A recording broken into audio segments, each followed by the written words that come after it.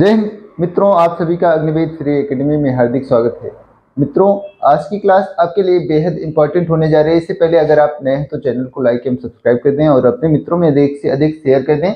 आज की क्लास जो है आपके लिए बेहद इंपॉर्टेंट होने जा रही है, क्योंकि आज हम मुगल काल को स्टार्ट कर रहे हैं। तो मुगल काल में हम सबसे पहले आज बाबर के बारे में बात करेंगे। सबसे पहले हम बाबर के बारे में बात करेंगे। तो आइए आज हम स्टार्ट करते हैं।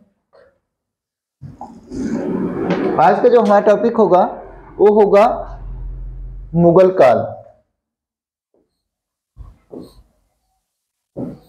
या मुगल साम्राज्य। मुगल साम्राज्य के बारे में हम लोग बात करेंगे। इसके लिए हम आपको एक बेहद आसान ट्रिक बताते हैं। मुगल काल में कौन कौन से शासक थे, तो हमारी जो ट्रिक होगी वो कौन सी होगी? बाहों में आजा शाही आम। क्या होगा? बाहों में आजा शाही आम।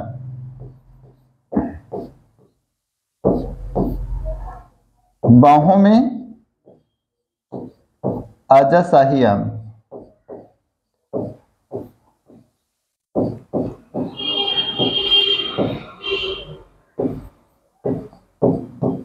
ये हमारी ट्रिक होगी। तो बाहों में आजा शाही आम से हम देखेंगे कि कौन कौन से इसमें शासक हुए। तो मुगल साम्राज्य के जो संस्थापक थे, बाहों से बा से इसमें आपका हो गया बाबर। बाबर,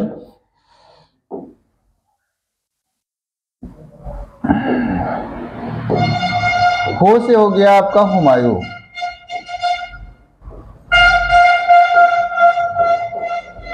हुमायूं। आजा में आपका साइलेंस है। आ से हो गया, आजा से आपका हो गया अकबर। और जा से हो गया जहांगीर। जहांगीर।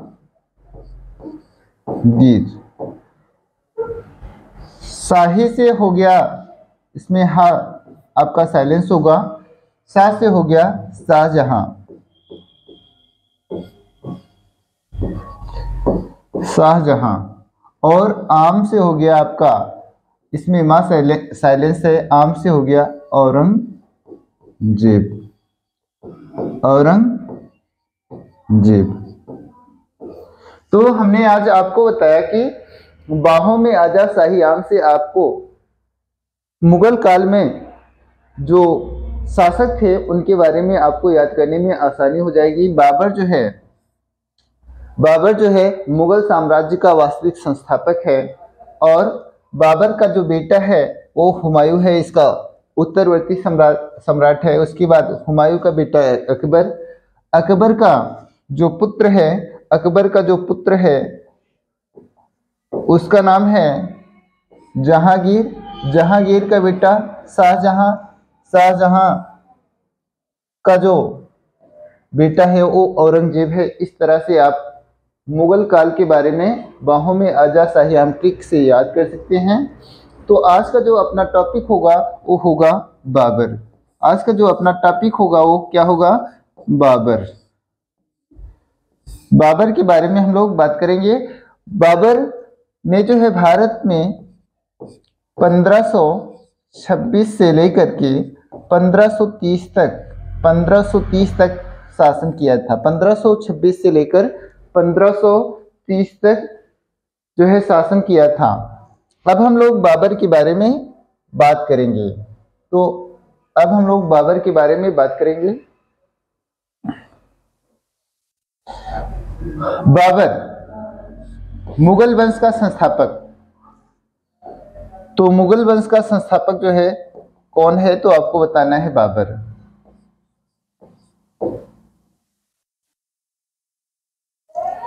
मुगल वंश का संस्थापक कौन है, तो आपको बताना है बाबर है।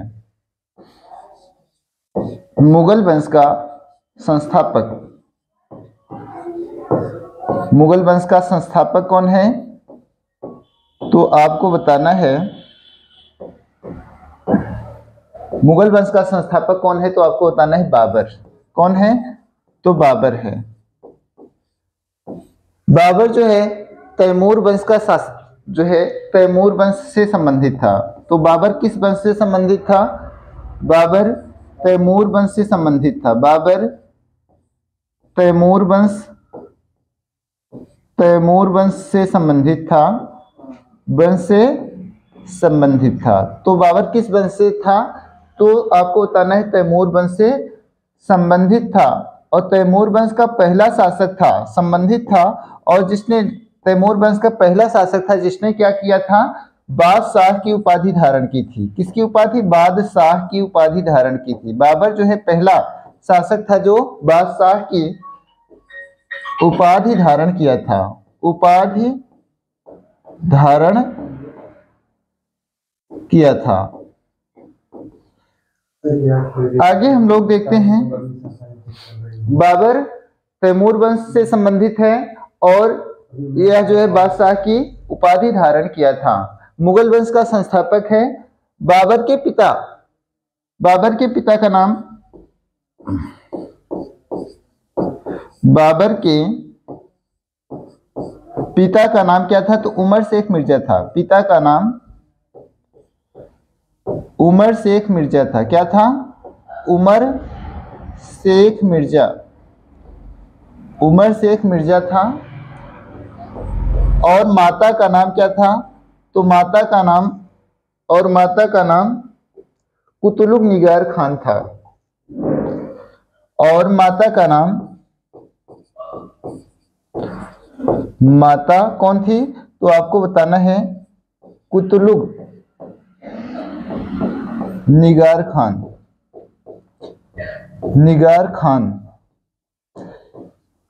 ये आपसे पूछा जाता है। तो आपको हमने बता दिया कि बाबर के पिता कौन थे? उमर शेख मिर्जा। और माता का नाम कुतुलुग निगार खान था। बाबर जो है तैमूर वंश से संबंधित था और बाबर तैमूर वंश का पहला बादशाह था जिसने बादशाह की उपाधि धारण किया था और यह मुगल वंश का संस्थापक था। इसने भारत पर 1526 से 1530 तक जो है शासन किया था।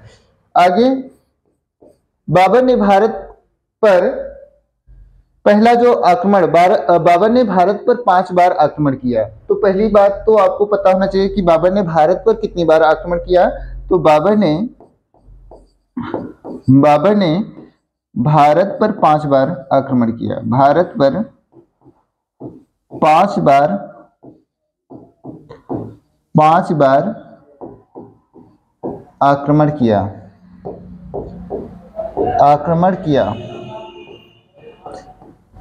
कितनी बार? तो आपको पता होना चाहिए 5 बार। बाबर ने भारत पर पहला आक्रमण कब किया था? तो आपको पता होना चाहिए बाबर ने भारत पर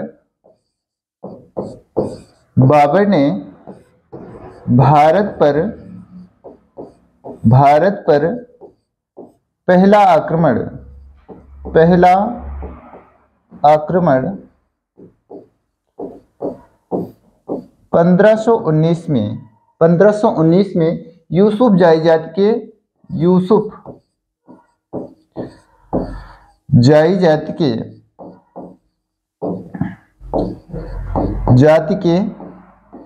विरुद्ध किया था जिसमें इसको 2 किला इसके हाथ में लगे थे। तो बाजौर और भेरा, जिसमें बाबर को बाजौर और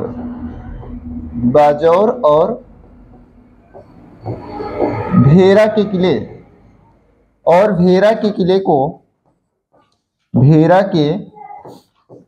किले को जीतने में सफलता मिली थी। जीतने में क्या मिली थी? सफलता मिली थी। जीतने में सफलता मिली थी।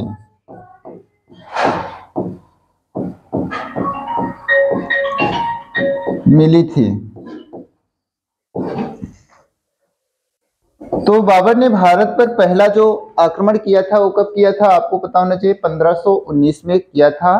किसके विरुद्ध? तो आपको बताना है यूसुफ जई जाति के विरुद्ध किया था। यूसुफ जई जाति के विरुद्ध कब किया था? तो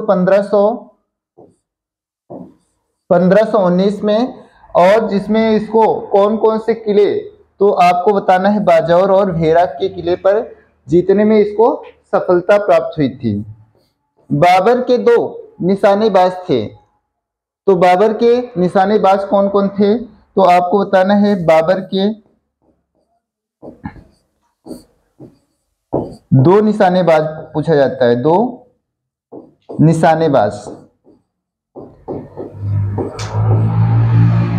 निशानेबाज, तो बाबर के 2 निशानेबाज कौन कौन थे,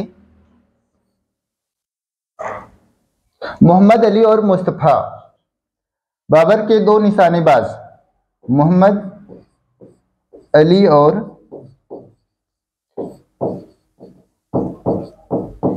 मुस्तफा बाबर के क्या थे, निशानेबाज थे। बाबर के मोहम्मद अली और मुस्तफा बाबर के निशानेबाज थे। बाबर ने जो है कलंदर की उपाधि धारण की थी। बाबर की उदारता के कारण, बाबर की उदारता के कारण इसको क्या कहा जाता है, कलंदर कहा जाता है। क्या कहा जाता है, तो कलंदर कहा जाता है। कलंदर की उपाधि धारण की थी, उपाधि धारण की थी, उपाधि धारण की थी। क्यों उपाधि धारण की थी, तो यह बहुत उदार था।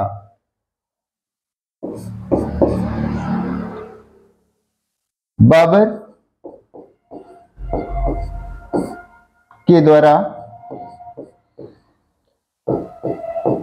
लड़े गए युद्ध, तो बाबर के द्वारा कौन कौन से लड़े गए युद्ध थे उनको हम देख लेते हैं। तो बाबर ने जो पहला युद्ध लड़ा था वो था आपका पानीपत का, पानीपत का प्रथम युद्ध। पानीपत का प्रथम युद्ध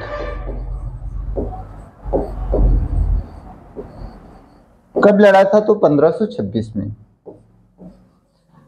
1526 में किसके किसके बीच हुआ था, तो यहां पर आपको बताना है बाबर एवं लोदी वंश के शासक इब्राहिम लोदी के बीच हुआ था। किसके बीच, इब्राहिम लोदी के बीच हुआ था, जिसमें बाबर की विजय हुई थी और इब्राहिम लोदी क्या हुआ था, युद्ध स्थल में मारा गया था। तो इसमें विजय किसकी हुई थी, तो आपको बताना है विजय को किसकी हुई थी, तो विजय जो है विजय बाबर की हुई थी, विजय बाबर की हुई थी, बाबर की हुई थी। उसके बाद है खानवा का युद्ध। खानवा का युद्ध, खानवा का युद्ध जो है मित्रों आपको बताना है 1527 में हुआ था। 1527 में हुआ था बाबर और राणा सांगा के बीच। किसके बीच, बाबर और राणा सांगा के बीच, राणा सांगा के बीच। और यहाँ पर पानीपत के प्रथम युद्ध में बाबर ने जो है तोपखाने का प्रयोग किया था और इसमें युद्ध की जो नीति थी वो तुलगमा युद्ध नीति को जो है बाबर ने प्रयोग किया था। तो युद्ध नीति भी आपको पता होना चाहिए। तो यहाँ पर खानवा का युद्ध 1527 में हुआ था, बाबर एवं राणा सांगा के मध्य हुआ था और जिसमें बाबर ने जिहाद का नारा दिया था, जिहाद का नारा दिया था। तो यहाँ पर विजय किसकी हुई थी, बाबर की विजय हुई थी, बाबर की विजय हुई थी।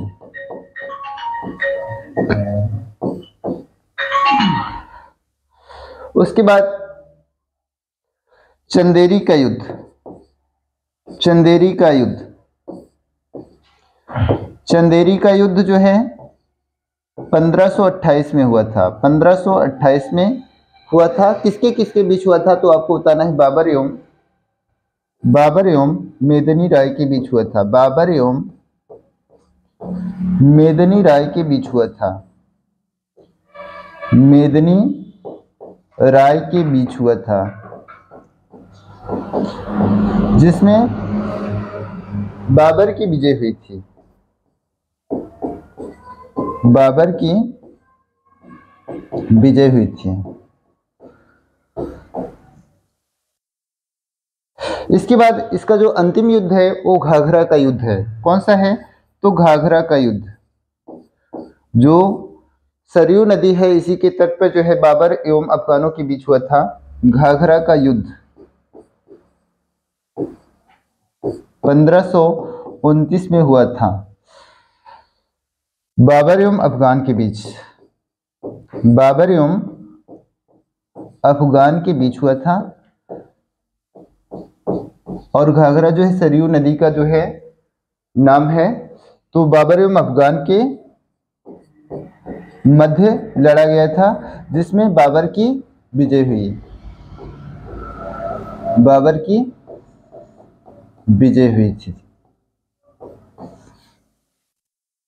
आगे कुछ इंपॉर्टेंट फैक्ट देखते हैं। इसको आप ट्रिक के माध्यम से युद्ध याद कर सकते हो। पानी पियो, खाना खाओ और चलो घर।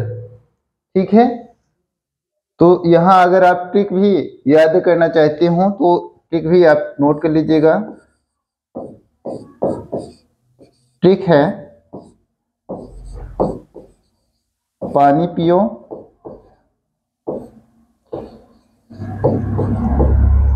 खाना खाओ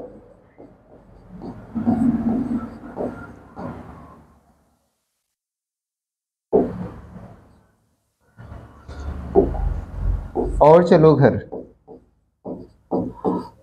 और चलो घर। चलो घर।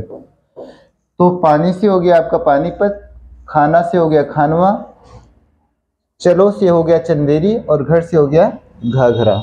इसको याद कर लीजिएगा। इसके बाद अब हम इम्पोर्टेंट फैक्ट को देखते हैं। Important fact. इम्पोर्टेंट जो फैक्ट होगा वो क्या होगा?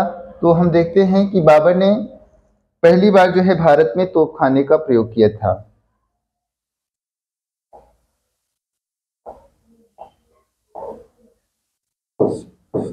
बाबर पहला शासक था जिसने तोपखाने का प्रयोग किया था, जिसने भारत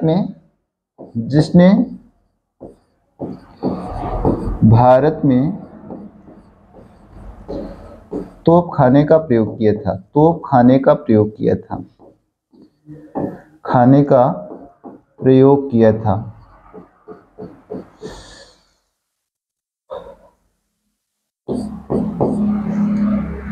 बाबर ने खानवा के युद्ध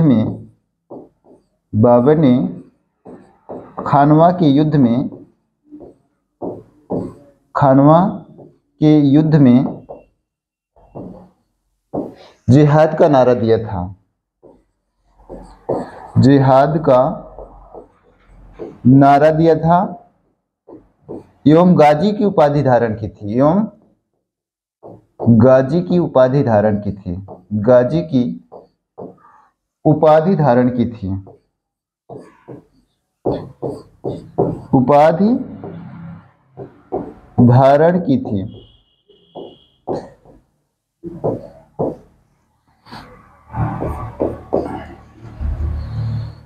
अगला, बाबर जो है युद्ध में तुलगमा नीति का अनुसरण किया था।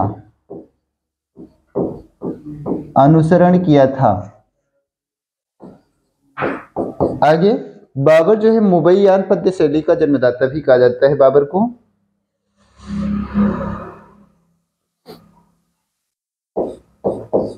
बाबर मुबैयान पद्य शैली के पद्य शैली के जन्मदाता हैं, जन्मदाता है, तो इसको भी आप नोट कर लीजिएगा।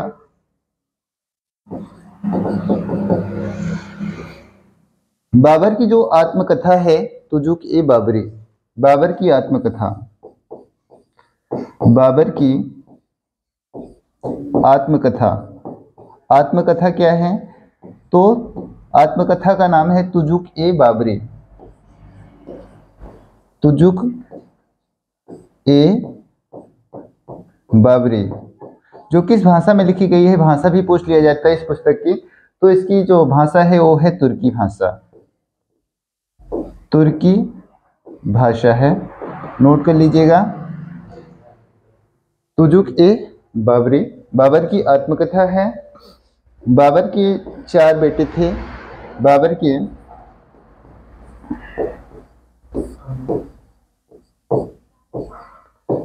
4 बेटे थे। उनका नाम था कामरान, हिंदाल, मिर्जा हिंदाल,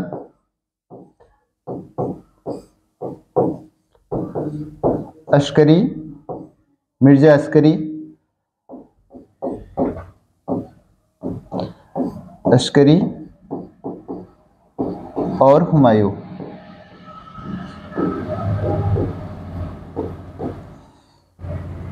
ठीक है। उसके बाद इनकी एक जो महत्वपूर्ण बेटियां तो इनकी कई थी, मगर जो इनकी एक बेटी का नाम आपसे पूछ लिया जाता है जो हुमायूं की जीवनी लिखी थी, तो गुलबदन बेगम, गुलबदन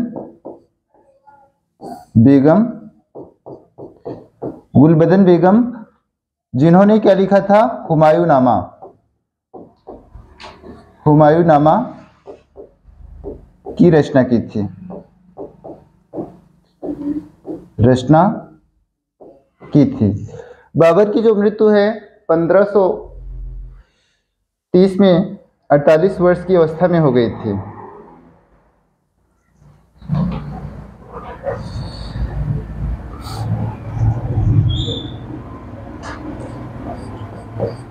बाबर की मृत्यु 1530 में 48 वर्ष की अवस्था में हो गई थी, वर्ष की अवस्था में हो गई थी।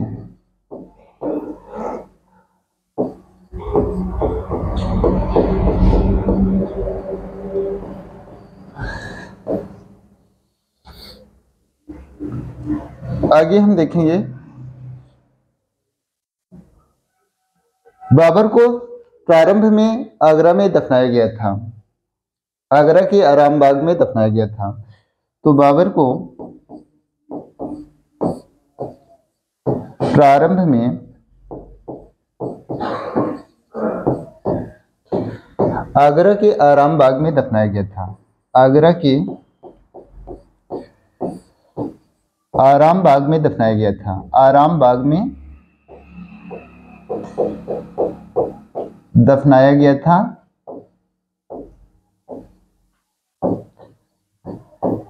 बाद में इसे जो है काबुल में, बाद में इसे क्या किया गया? काबुल में दफना दिया गया, जहां इसने चुना था। तो हमने आपको ये सारी चीजें बाबर के बारे में बता दी, इससे ज्यादा बाबर के बारे में कुछ भी नहीं पूछा जाएगा। अगली क्लास में हम आपको इनके उत्तराधिकारी हुमायूं के बारे में बताएंगे। तो आज की क्लास को हम यहीं पर समाप्त करते हैं। जय हिंद मित्रों।